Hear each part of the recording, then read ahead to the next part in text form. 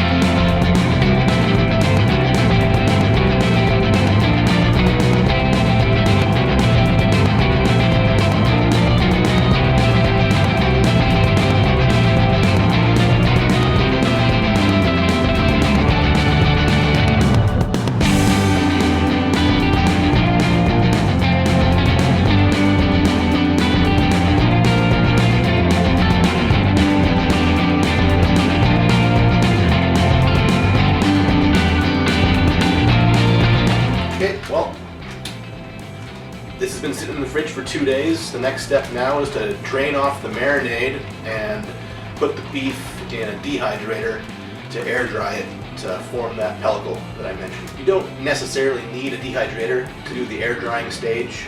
You can just keep them in a clean room on open racks with a fan on them to air dry them, or even without a fan. But the dehydrator speeds up the process and reduces any kind of contamination.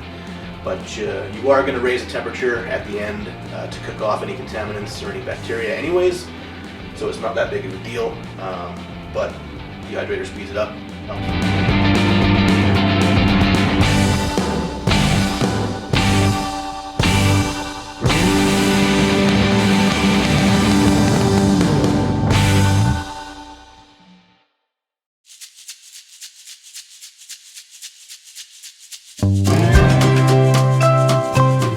Beef is dry. I went out and got a haircut, did some more shopping for the next couple of videos I'm going to make. I'm going to do some brewing wine and other stuff.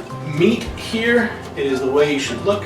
It's really nice and dry to the touch. It's got a nice shine to it. I get a close-up of that, and then I'm going to put it on the rack and throw it on the smoker for a couple hours. It doesn't need much more than a couple hours on the smoker. The ideal temperature for smoking beef jerky I find is 170. My smoker doesn't go cooler than 180, but it still works fine, but 170 is the ideal temperature to smoke jerky. All right, well, we'll get a close-up of this stuff, then we'll throw it in the rack and get it on the smoke. So here it is. It's got that nice pellicle. It's dry to the touch. It's got that shine to it that you see in, you know, good store-bought jerky.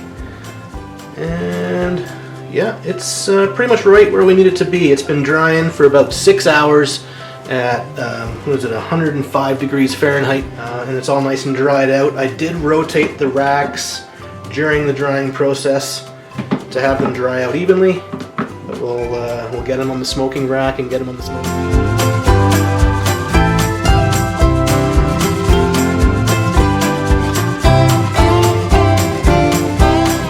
So here we are on my pellet smoker. We've got the stuff all racked up, and we're gonna turn this guy on, set the temperature to just smoke. That ends up being 180. I like to put it on cold so it gets as much smoke as possible while it's heating up. I'm using Traeger Competition Blend chips in a Pit Boss pellet smoker. This thing is made more for ribeyes than it is for jerky, but it does the trick.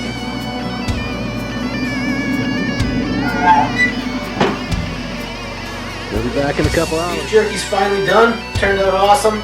Got that pellicle shine that I mentioned on earlier. Tears apart lengthwise because of the cut. And my only regret is I didn't make more, a bigger batch. Turned out really nice.